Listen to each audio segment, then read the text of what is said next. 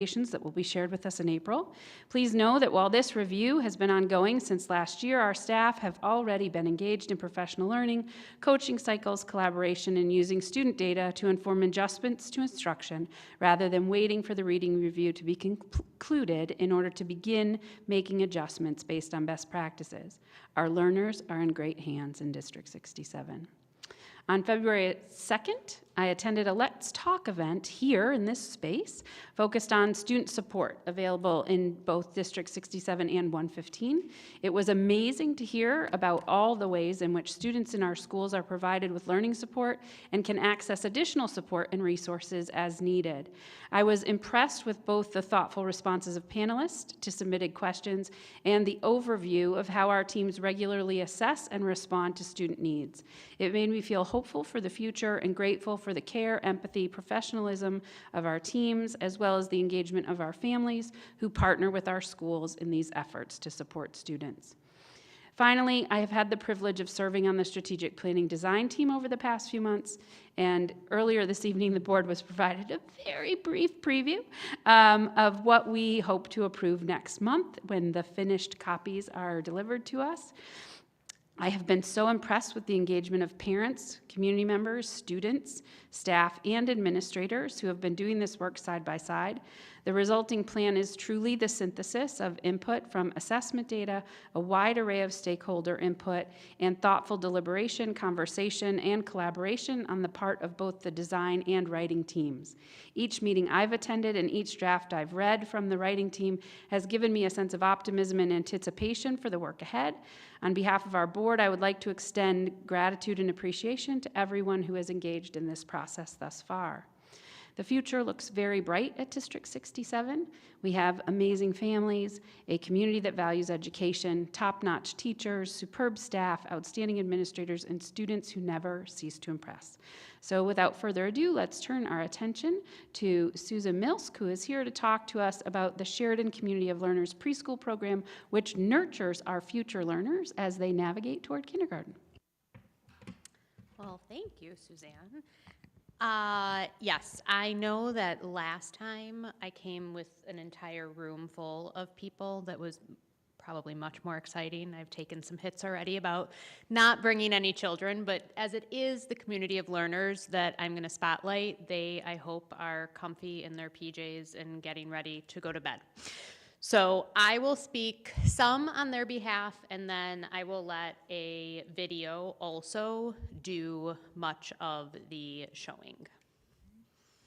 So a couple quick things. I definitely want this to be a spotlight, not like a report out on our early childhood program, but I do want to make sure that everybody knows one of the most common questions is, why do we have this program? All districts don't do it this way, and why does it exist? Why do we spend so much time talking about it?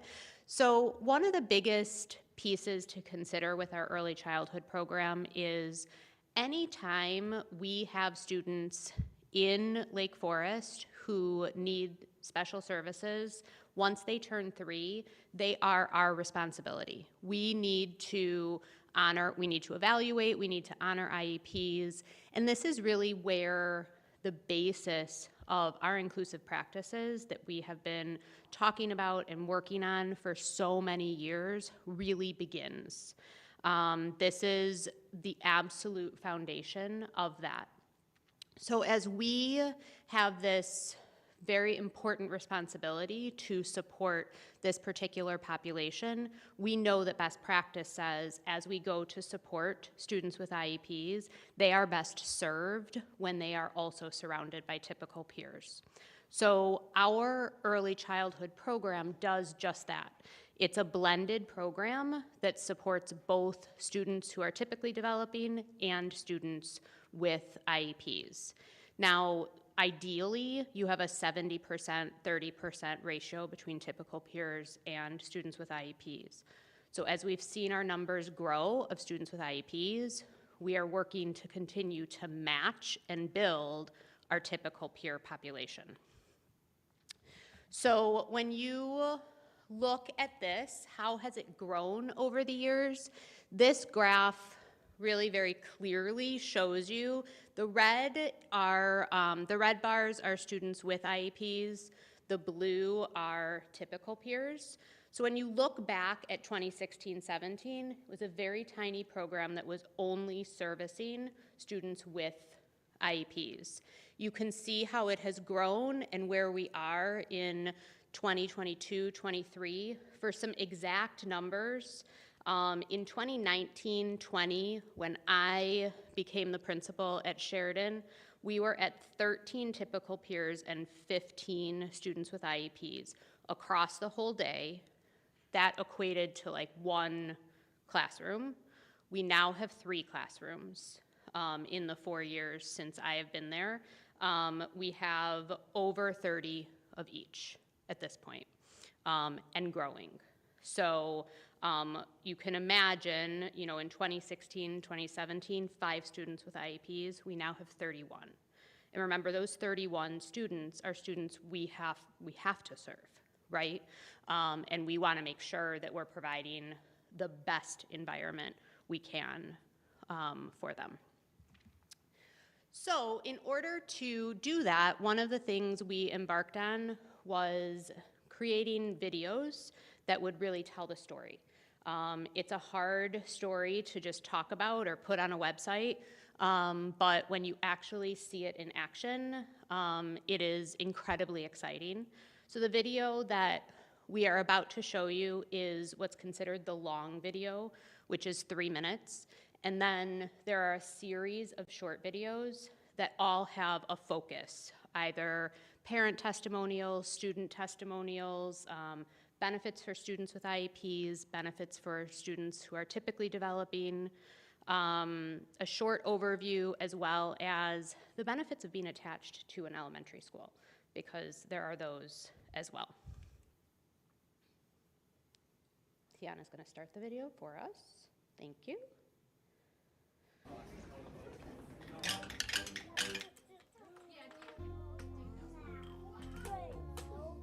We have what often is called this hidden gem that is a preschool program for 3 through 5-year-olds. It's 2 half-day segments depending on the age group, and it's a blended model, which means that roughly 70% of the students are typically developing 3, 4s, and 5s, as well as then any students with special needs who come and get their services here and participate in the classroom.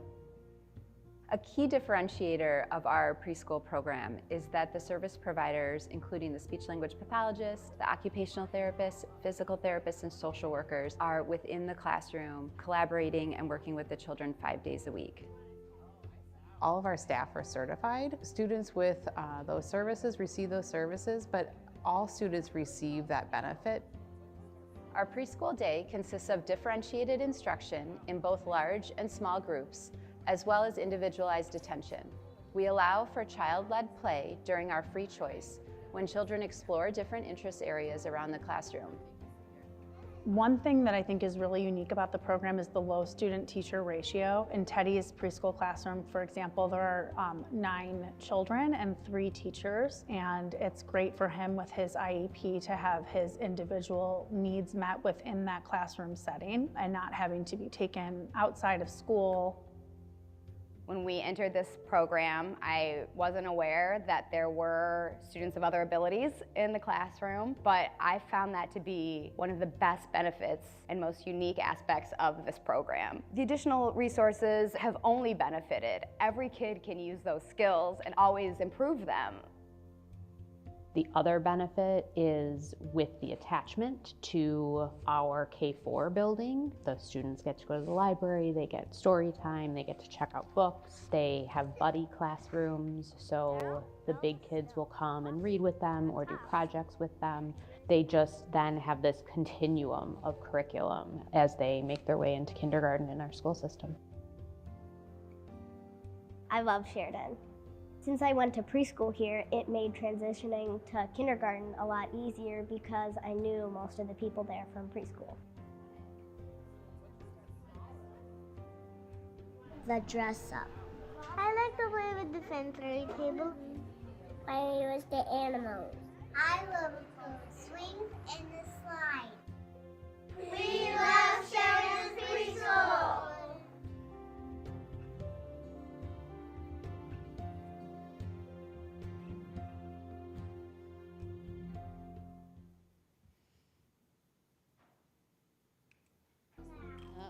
That is a preschool program for 3 through 5-year-olds. It's 2 half-day segments depending on the age group, and it's a blended model. I wanted to see myself again, definitely. Okay. So just lastly, there were several examples in there that spoke to some of the benefits of integrating into the K-4 building. A few of the additional ways that aren't mentioned in there, you may have noticed on the last picture, one of the students wearing a Little Sharks t-shirt. So you've all heard about our houses and our families that we do at Sheridan. So they are not necessarily a part of those houses per se, but they're kind of their own Little Sharks house. So we did a domino challenge this fall. They had their own participation in it. And we've also created an early childhood team leader who sits on our building leadership team, which has been incredibly instrumental in just keeping everybody aware of what's going on in early childhood, as well as having that voice of, hey, can we participate in that? Oh, how can we do that? So we're starting to integrate them into some of our assemblies and thinking, even with some of the Spirit grants and things like that, how can they be more incorporated into everything? So that is really, it's a bit of a labor of love for me after 4 years, to see it grow and just see all of it come together and how many kids we're able to serve. So I just hope that people continue to see it and send people our way. Thank you. Any questions? This is open to anyone, right, from the school district, or is it just Sheridan families? No, great question. All District 67 families. It serves the whole district. It's just housed at Sheridan because we have the most space. Anyone else? Thank you. Sorry, there were no children. Well, since you presented, that's where I'm going. Before you leave, you need to come up and get a picture with the board. You have to stand behind us, Melissa. Nope. I was hoping that Nope. I would get out of that Nope, since Melissa I had will no take the children. picture. You come on back.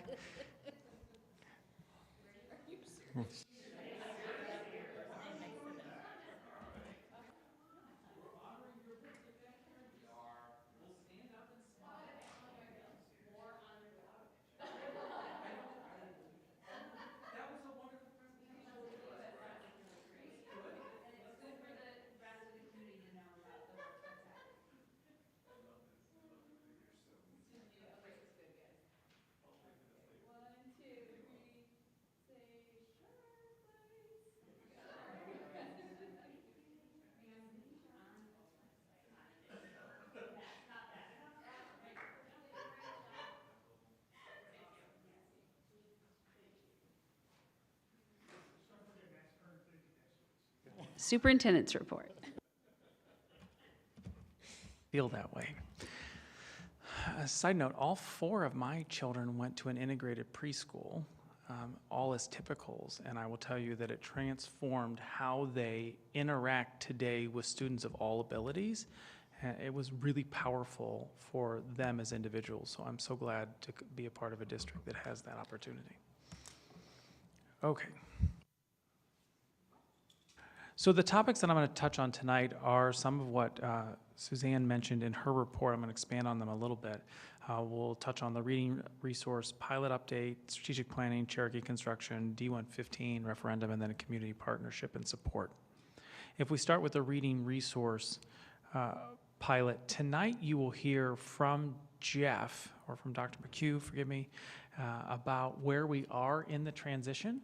And it is a slow and methodical process that we have been engaged in, and it's going to be the better part of 18 months until Vail unveils what her recommendation is to the board. So Jeff will talk a little bit about that process, but know that Vail had 3 areas of focus this year as our first year as Director of Teaching and Learning, outside of picking up everything that that she needed to fix from Jeff. That was a joke because he's phenomenal. But there's 3 areas. One is the new math curriculum, 6 through 8, that's up and running. The instructional coaches that we added, and then the third major piece to her work is the reading review. So Jeff will just go about that in the report section, but you should know that this process is moving to the point where in the coming months you will get a recommendation for a new ELA curriculum for K-8. If we move on to strategic planning, where we are in the process, this too has been a long process, thoughtfully designed, started in October of 2022, and is going to wrap up at the March 14th meeting of 67. Over the course of those 6 or so months, the design team has met 3 times, and we have also had a separate writing team that has worked in addition to the design team actually synthesizing all the feedback that we've been getting from the individual design team members, and then add on all of the administrators, all of the central office folks. And it's just been this churn of trying to get a product that the 7 of you can be proud of. I would like to give a huge shout out to Melissa and Jeff because they have taken the lead on this. And doing one strat plan is a big undertaking.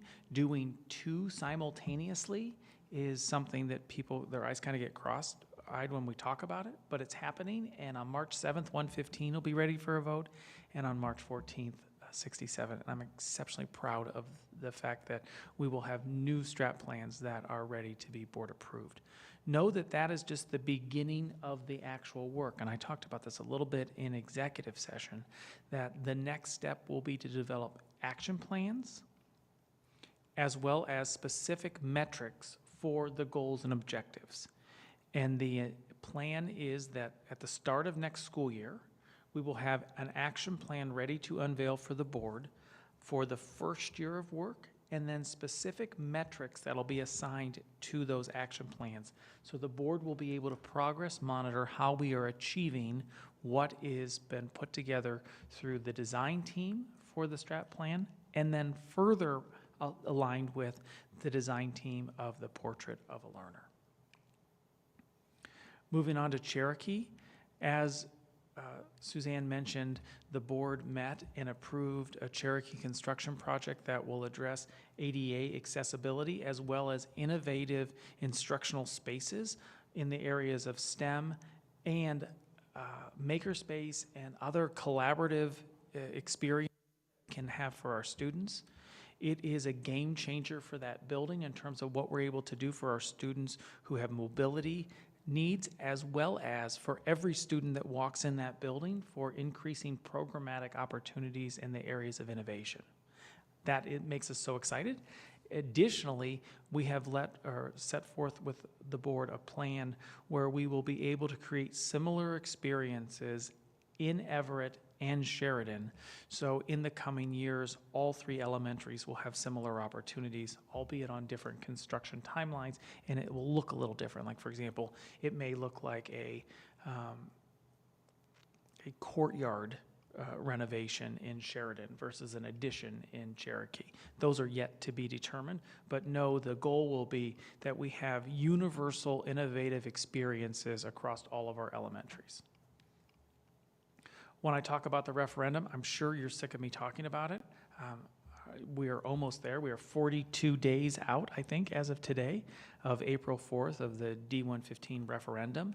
As a reminder, the project is $105.7 million, with 52% being dedicated to solely infrastructure and improvements and 48% instructional space upgrades, but 100% for our students in improving the experience that they are having in their daily interactions of that building that was built in 1935. So we have an 88-year-old structure that we're working to maintain. The areas of improvements will address maintenance and infrastructure, safety and security.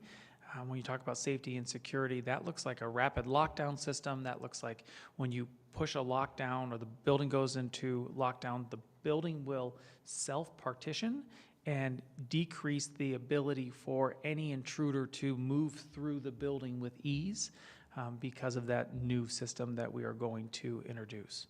ADA accessibility will also be improved in that building, just like we talked about it in Cherokee, but think of restrooms, think of slopes, think of overall drinking fountain access, things you don't think about until you need the special economic or modifications. This will address those.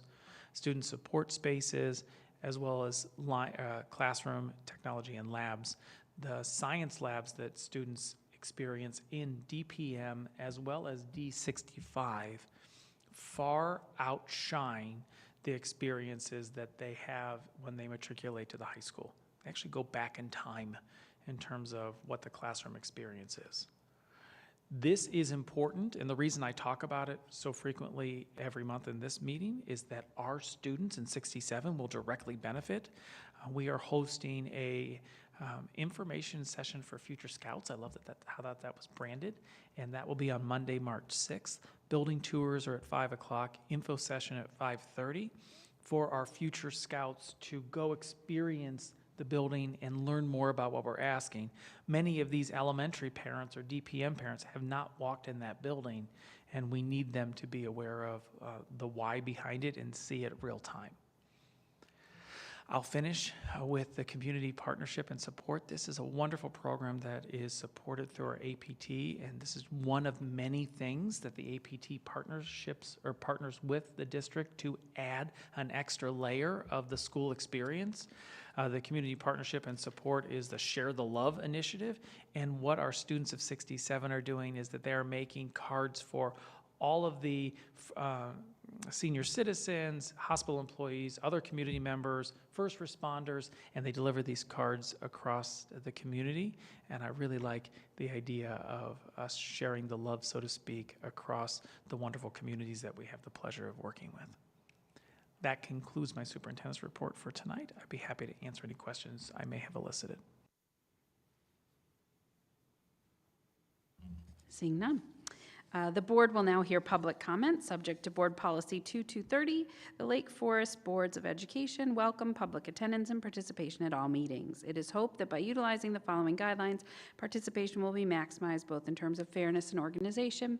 At this point in this evening's agenda, this opportunity for public comment will be limited to comments about this meeting's agenda items only. Please hold other comments until the following opportunity for public comment later during tonight's meeting. After being recognized by the board president, interested speakers should state their name before addressing the board. Members of the public will be granted a maximum of 3 minutes each to provide comment on school district matters. Everyone has a right within reason to be heard respectfully. Members of the public will not be allowed to speak a second time until all members of the audience who wish to speak have been allowed to do so. Public comment should not be redundant, and all comments should be directed to the board. To provide accurate response, detailed questions posed to the board during public comment will be listened to and taken under advisement. The public is always welcome to meet with school officials, to receive information, discuss ideas, or express concerns. If the public has any letters or other written materials, they may be submitted to our board clerk for public record. Tiana will be timing public participation if necessary. We'll advise you when your 3 minutes have been reached. Are there any members of the public who would like to address the board this evening? Seeing none, we will move on to our reports, and we will start with the reading review update with Dr. McHugh. Thanks. So as Matt had mentioned, wow, that's loud. As Matt has mentioned, there's been an incredible amount of work that has gone into it. I started it, but Vail Keyser, our Director of Teaching and Learning, she really has taken the torch and run with it. So I'm going to give you a brief synopsis, mainly on the pilot. More info will be coming again in March, with the recommendation to the board in April. Just as a recap of the process, we started last year researching best practices in literacy, and we also looked at our core literacy beliefs we had as a district and made some refinements. This year, Vail and her team has really focused on the standards, prioritizing standards, common assessments, and instructional practices that while we still are using our same resource, teachers are making adjustments that we anticipate will lead to improved student outcomes on the IAR this spring. Now, though, we're starting a resource review and pilot, and that started today across the district. Very exciting. The way that this, I'm just going to give you some very high level, I almost feel like I'm not doing this justice because this has been an incredible amount of work. So Vail and her team, Denise Galazianos, literacy coach, they looked at everything that was out there. All of the resources, talked to other schools, ed reports, and they narrowed it to, I'd say, anywhere between 8 and 10. And then they had publishers come in and present to a team of staff members, administrators, coaches. And from there, they whittled it down to 3 for K4, Amplify CKLA, Wit and Wisdom and Wonders, and 3 for 5-8, Amplify ELA, Study Sync, and Wit and Wisdom. From there, we have had 3 hits where publishers have come in and worked with our teachers. And by teachers, I mean every teacher who teaches ELA at the middle school, every K4 teacher, and some of the reading specialists, the LBSs were all involved in this. 2 of these happened during CII, early release on Monday, and the 3rd was just Friday at Institute Day. But publishers came in and really gave some high-level overviews of what the programs were, and then allowed teachers to ask them feedback and questions. And one of the things that Vail did on Institute Day that I thought was brilliant was giving teachers some time to unpack the resources and collaborate and work together so that they felt prepared today to start piloting the materials. The expectations is that every single person who teaches ELA is doing this. And a lot of thought went into this too. Do we have a small group that's doing this? And we decided we needed everybody's brain on this one. The resources are not just reading. They're also trying out the writing and the foundational skills, primarily because those are interconnected in a lot of these resources. But also we know those are lacking in our current curriculum, the writing and the foundational skills as well. And we decided not to do Sheridan tries one resource, Everett tries one, and Cherokee tries one.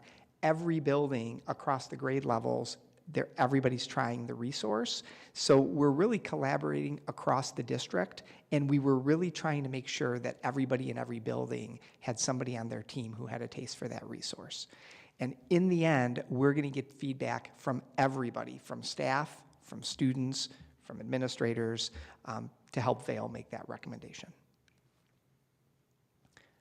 In addition, she is doing a ton of research with Denise behind the scenes.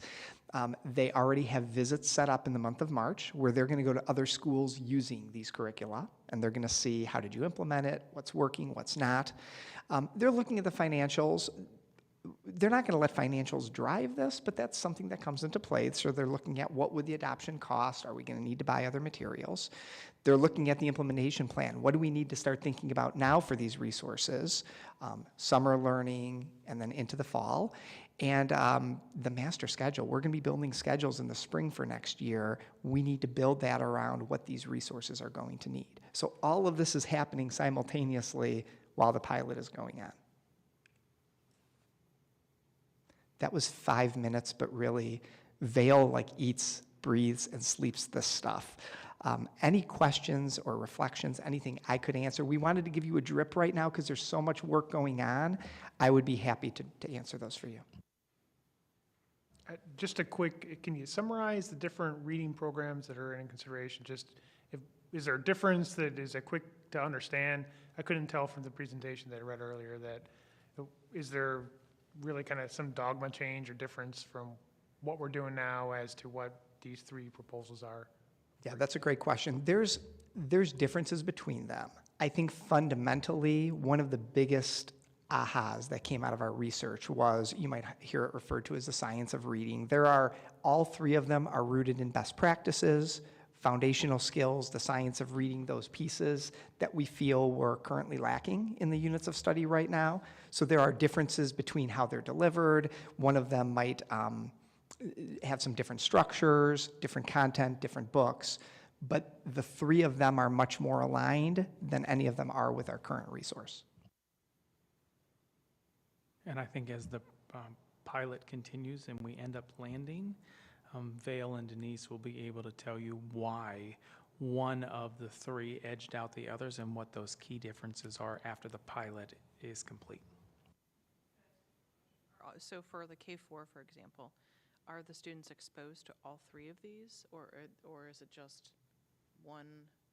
I guess, how are we trying this pilot to really kind of narrow down which is the best for each grade level?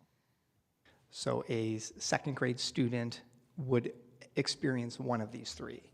And in another classroom, they would experience a different one. So the schools are going to be a mixture of all three of them. To kind of land at what you're going to make a recommendation on that?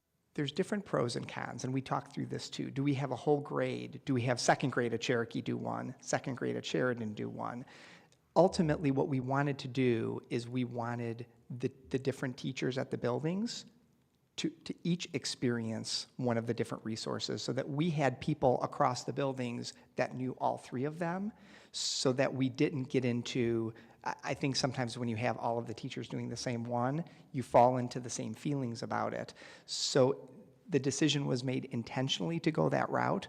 I don't know that there's a right or a wrong, but that's the way we decided to address it. Two things. One is that Vail did do an excellent presentation to the Education Committee a couple weeks ago and shared some good slides. And so I think if people on the board or elsewhere want to know, those slides may be available. And then second of all, just to reiterate the point that I think there are a lot of parents in the community that are concerned about the way that reading is being taught right now, and that this pilot means that reading is now being taught differently in a new way. Even though we haven't selected a curriculum, changes are being made today. And I think that's important for parents to know. To build on that, and this is to your question in some degree, Carl, that there are specific parameters that were set forth. So regardless of the pilot that the student is experiencing right now, they are far more better positioned than if we were to remain in the current curriculum. I think one of the other things that was shared with us at Ed Committee, to just speak to the richness of this work, a lot of work went into choosing exactly what units would be the least disruptive to what was already happening in the classroom and to what the scope and sequence already was for kids across the district. And one of the things that Vail has repeated to the Ed Committee a number of times about this is that all of these resources have a stronger alignment to the standards than our current resource, full stop. But none of them are going to be a magic wand, and none of them will be without possibly some need for other supplementation or some other ways in which we address whatever it is that isn't the greatest strength of each one of them. And so part of the pilot is to sort of determine some of that, so that with all of that feedback, in addition to making a decision, she and the teams can know, eyes wide open, what are some of the things that they're going to want to be looking to supplement, and what do we already have within the district that they can utilize to do that. If I could just add for the community, so last Thursday, Vail and Denise presented to parent leaders the same information that was shared at Ed Committee, and we did have an opportunity to record that, and so that will be shared tomorrow in the District 67 411. How are we going to measure the performance and see how the students are improving under this new program? I think we'll do that through, we have the IAR, so we have the state test. We have the assessments that we're giving, MAP testing, we give FastBridge assessments, and then through the local assessments, the tests basically that come with the resource or assessments that teachers create on those. We'll have layers to know if students are achieving or not. You're going to compare the second graders now, and then they go through the program, and then we'll see how they're going to do next year as third graders? Sorry, are you talking the pilot or are you talking for next year?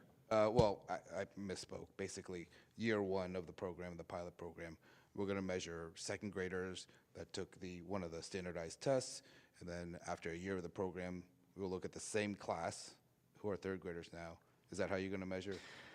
I don't think I clarified this. I should have led with this. So the pilot's only 4 weeks. So it starts today and it ends in 4 weeks. So it's quick, but it's for the teachers to get their handle. We will ideally have something in place for next year, and we will measure it the same way we're measuring now with all of those various assessments.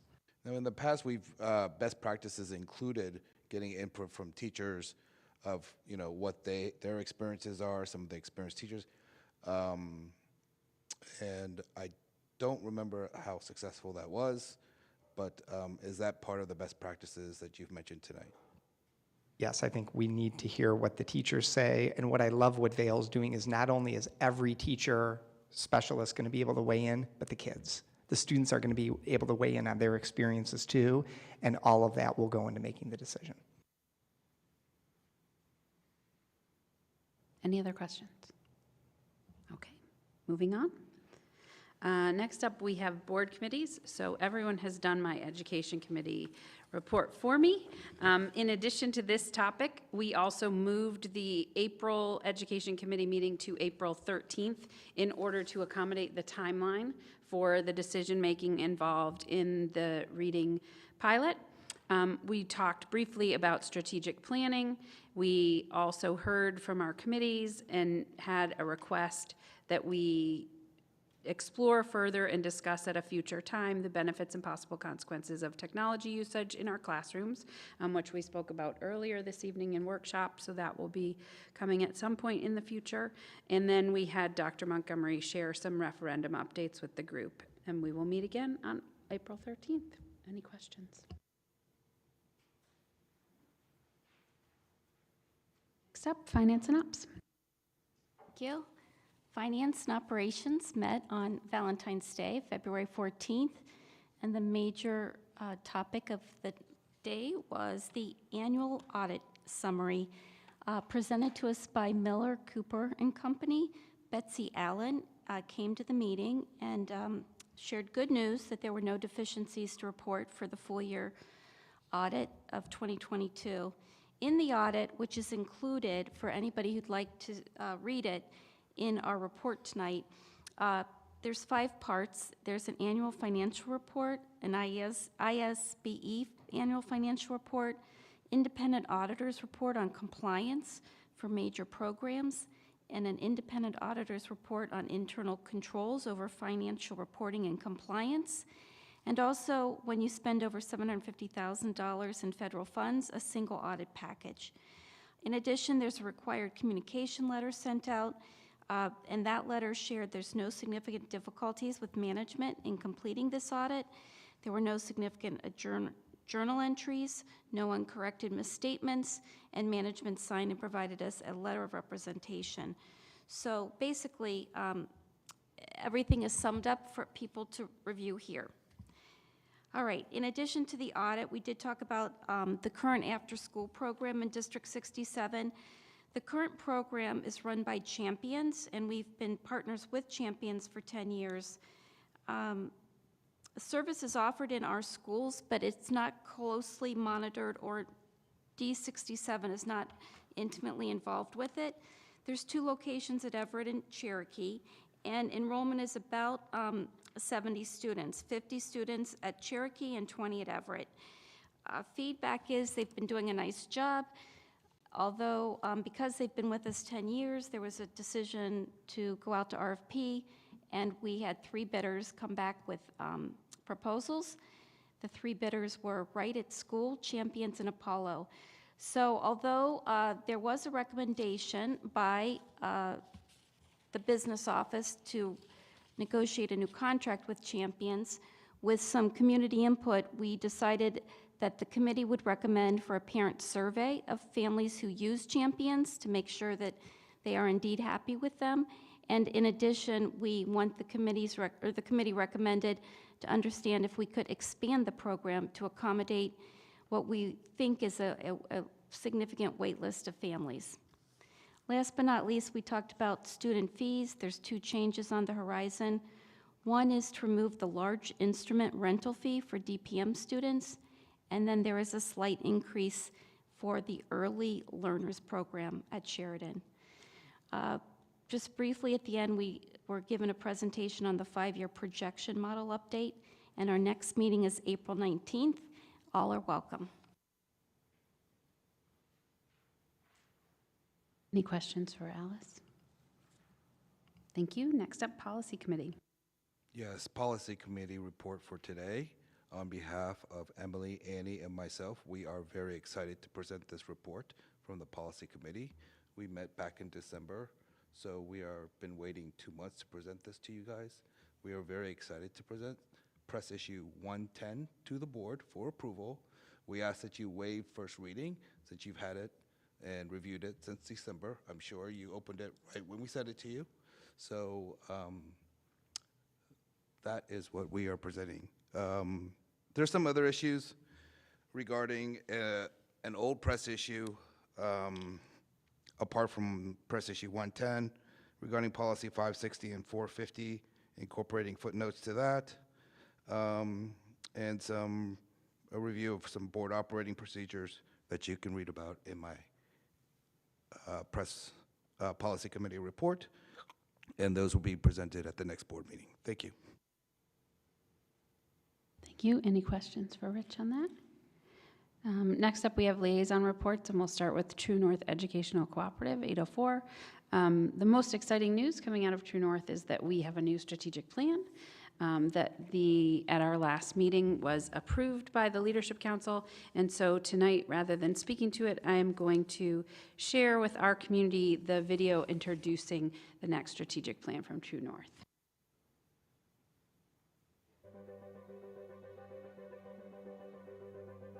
What I hear is that people experience our communication, the way we talk about kids, the way we talk about each other, the way we support each other truly. And I think that's what's inspiring, because people see it in the work we do with the kids, but they feel it in the work that they do with each other. I really believe that we all stand for every learner every day. It's making everyone, every student, no matter what, is part of us. Every day is a different day for me. I take on new tasks. I get kids in that work with me, and I love it, just getting to interact with them on a daily basis. When I'm able to help a child or a student or a young adult do something that they really want to do, that's really exciting. Anyone may think that a student looks a certain way, so they can only do certain things, and then people can see them in a power wheelchair or using a communication device or walking in a gait trainer, and they realize, wow, this person is not who I expected when I saw them. And when that student tells me, hey, this is really exciting, I like this, then that's, all the reward you need. If you are passionate about diversity in all forms, if you are passionate about inclusive practices, if you are passionate about a sense of justice, you are going to fit really well here, and you're going to find colleagues in all stakeholder groups that share those values. There's a really unique opportunity to be able to model and build true inclusion, true friendship, and it's really important. There's never been this parent with this student living in this community. And so we really need people at True North who can think that through and look at that whole picture and help us come up with ideas that work. It is our job as educators to figure out how to provide the most appropriate opportunities for growth. It is not a benevolent thing to include everybody in the experience. It is the thing that makes the experience worthwhile for everyone. Hands back on knees, hands on knees, deep breath. We have the opportunity to really change and transform lives, and that's why we all got into this in the first place. True North is committed to making sure that everyone is provided for and supported in so that they continue to learn and grow. Ultimately, they can feel completely satisfied that the reason why they went into education is going to be met when they're in the latter stages of their career, because they're just as excited when they're older as when you were new to the profession.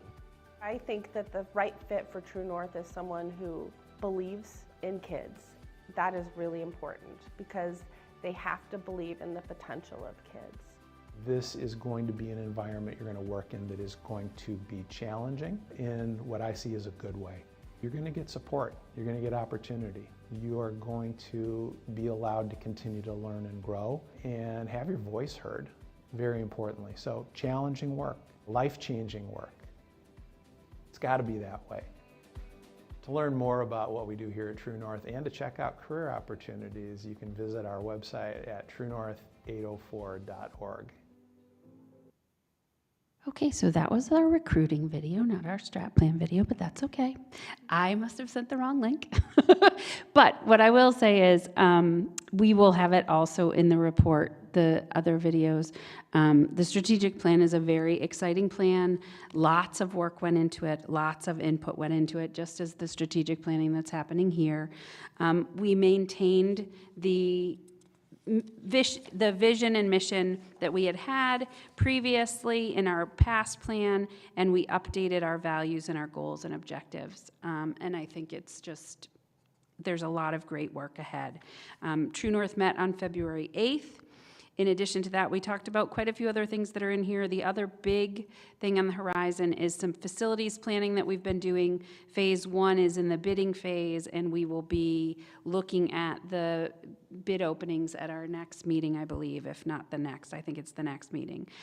We also had a phase 2 in that facility plan that has been put on pause because there have been some other changes to districts and the services and programming that they're going to be accessing over the next couple of years that will have some significant budgetary impacts.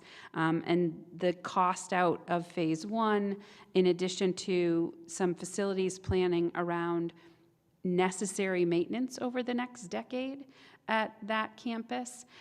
So they're taking a pause on phase 2 until some of the real costs of some of those other projects can be fully assessed and understood. I'd be happy to answer any questions. Our next Leadership Council meeting is March 8th. I have this strat plan video. I'll just email the board, and we'll make sure. I think the board it's in an attachment. So I was very excited and sent out, I think, the right one originally to that I emailed to all of you, and I think it's in the links in my report as well. So it's okay. They're all great. Like, honestly, there's a series of 3 videos. All of them are great and give you a sense of what's going on there. So we can continue to share them out. Next up, Legislative Liaison. Good evening. I had a whole bunch of stuff to talk about, but it kind of seems silly to talk about what's going on in Springfield when something like True North is happening. So I think it's pretty cool.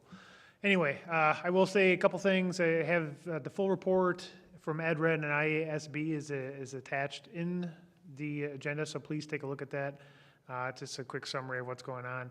There is one item I wanted to talk about that happened last month during the lame duck session, and if you're not aware of that, it's really about a 10-day period, first part of January, after the elections, where the Illinois Congress meets, and it's before they seat the next Congress, so there's a period of time, they call it lame duck. Anyway, there was a proposal during that lame duck session that impacted us here. It was to have a new requirement to teach sex education to be taught from kindergarten through grade 12 in all Illinois schools. Many of our school board members, IASB, EdRed, and we all essentially lobbied to our elected officials against this to reject that proposal. So that we can continue having locally determining how we're going to provide that sex ed in our schools. So good news is the proposed amendment did not come to a vote, and it was not and has not been resubmitted into the new legislative session. So we'll keep you posted on however that falls out. So other than that, let's have a great spring. Thank you, sir. Spirit of 67 Foundation, Mr. Chun, anything to report? Nothing to report at this moment. Thank you.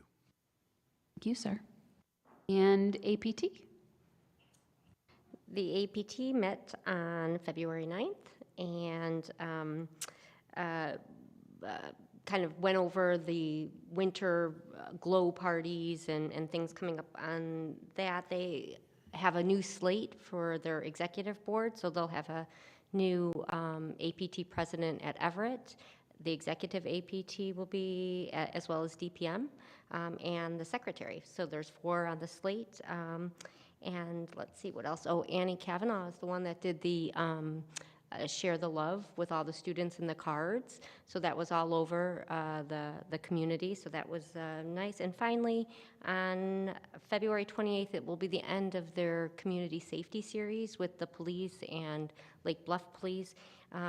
It will be at the DPM gym February 28th, and it's Stop the Bleed. So it's tourniquet training. Yuck. But okay. Thanks. Thank you. Any questions? Moving on to our action items for this evening. First up, we have the acceptance of the 2021-22 audit. May I have a motion to accept the 2021-2022 audit? Moved. Thank you. May I have a second? Second. Thank you. Any discussion on this item? May I have a roll call, please?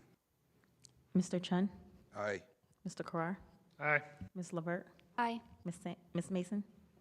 Aye. Ms. Sands? Aye. Ms. Helms? Aye. Ms. Bernal? Aye. Motion carries.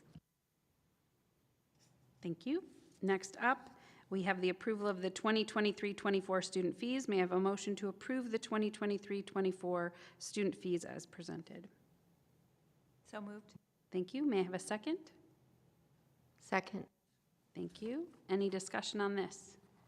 One comment. Yes, sir. Can you give us a quick summary of any major changes to the student fees for next year?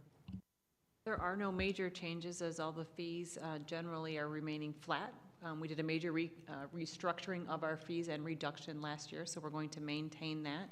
Of significance, maybe, I mean smaller dollar-wise, but of significance to families, we did receive a request from Deer Path Middle School to look at the elimination of the band rental fee. So the committee did discuss that last week, and that is in your recommendation for tonight. So there would be no charge to students or families who use our district instruments as part of our music program. Thank you. May I have a roll call vote, please? Ms. Mason? Aye. Mr. Chun?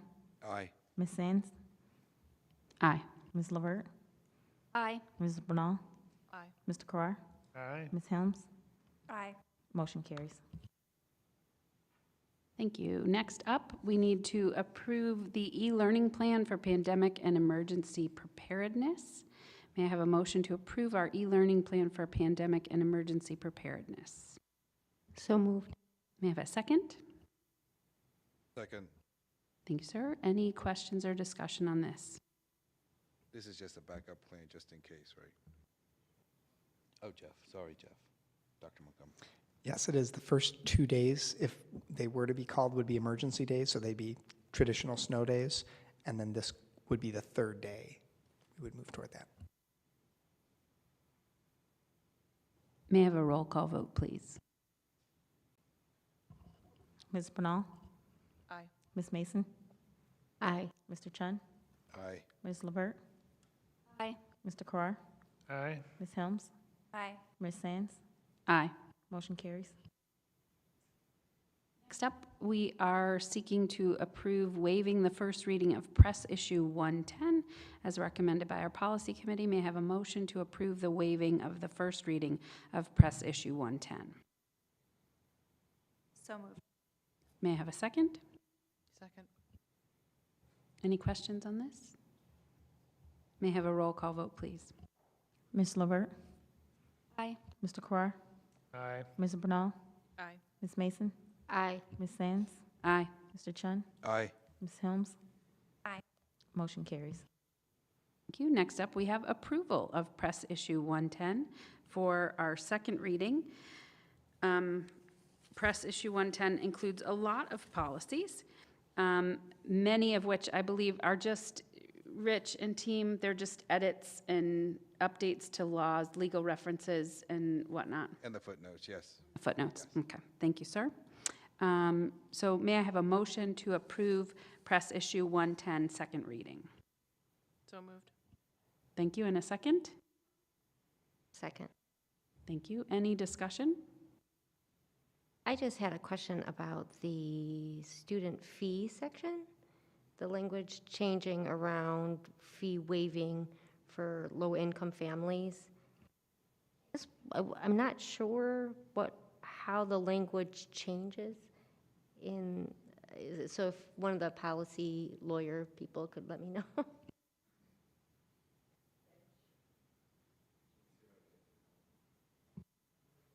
Which policy is it? Sorry, 4-140. Waiver of student fees.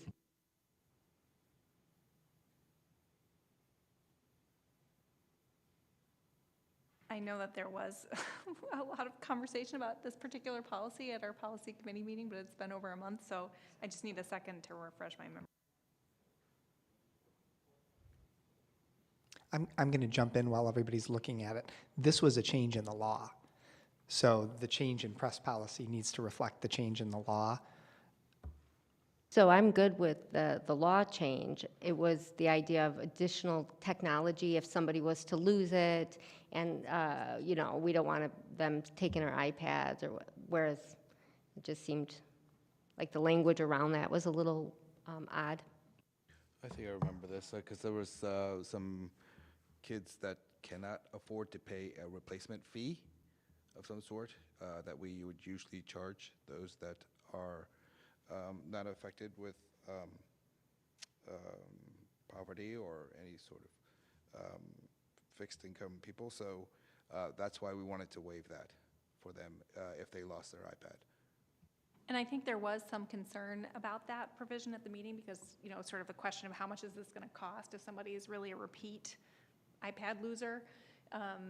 But what we heard from the administration was that the cost was so low that it really wasn't worth, you know, there's such a small number of kids, and then the chance that one of those kids is somebody who loses their iPad multiple times is so low that it really wasn't worth not following what the law recommended. Okay, very good. That's how I read it. It just seemed. Wonderful. Any other questions? It was a big packet.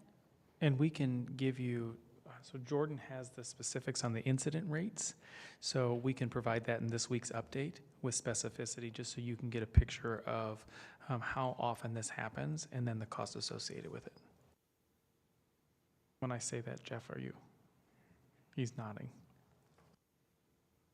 Yes, Jordan will take care of that. Yes. May I have a roll call vote, please?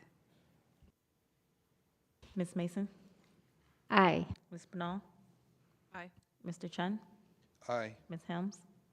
Aye. Mr. Carrar? Aye. Ms. Sands? Aye. Ms. LeVert? Motion carries. Next up, we have the consent agenda. And before we get into it, I'm going to ask, and anyone else can remove any other items that they want, but I'm going to ask that we remove and actually consider at our March meeting instead of tonight the minutes from the regular meeting and workshop for November, the minutes from the exec session for November, the minutes from the regular meeting and workshop for December, and the minutes from the exec session in December. There was a glitch in the technology in uploading those minutes, and so the ones that were in our packet did not accurately reflect those meetings. And so in order to get the glitch corrected before we approve the minutes, I'm asking that we just push off the approval of those minutes, and we'll review them for our March meeting instead. I'd also like to remove item number 2 from consent agenda. Approval of disbursements, payrolls, and financial statements, September, October, November 2022. Any other items to remove? Okay, so may I have a motion to approve the consent agenda items as follows. Approval of the Human Resources Report, approval of minutes of a regular meeting and workshop for October 26th, 2020, or 25th, 2022, minutes of an executive session October 25th, 2022, minutes of a tax levy hearing December 13th, 2022, minutes of a joint session closed meeting January 31st, 2023, minutes of a special meeting February 6th, 2023, minutes of a joint special meeting February 7th, 2023, and minutes of an executive session February 7th, 2023. So moved. Thank you. May I have a second? Second. Thank you. May I have a roll call vote, please? Mr. Carrar? Aye. Ms. Sands? Aye. Ms. Helms? Aye. Ms. LeVert? Aye. Ms. Bernal? Aye. Ms. Mason? Aye. Mr. Chun? Aye. Motion carries. Thank you. Next up, we need to, may I have a motion to approve the disbursements, payrolls, and financial statements for September, October, and November 2022. So moved. May I have a second? Second. Thank you. Is there any discussion on this, Mr. Carrar? Yeah, so my issue with this is not so much whatever the information is, but the fact that we got this at 3:11 this morning and it's 214 pages, and I don't know that it meets even a 24-hour period of being able to review it, so I would propose that this just gets pushed to next month when we have an adequate time for just the board members and the community to review it. Anyone opposed to tabling this until our next meeting as well? Okay. We will move the disbursements and those minutes as said, and those will be on our March consent agenda. Thank you for your attention to the packet this month. Next up. Do we need to finish that motion? So may I have a motion to table the approval of disbursements, payrolls, and financial statements for September, October, November 2022, and the minutes of the regular meeting and workshop on November 15th, the minutes for the executive session on November 15th, 2022, the minutes for the regular meeting and workshop on December 13th, 2022, and the minutes of the executive session December 13th, 2022. So moved. And a second? Second. Thank you. May I have a roll call vote, please?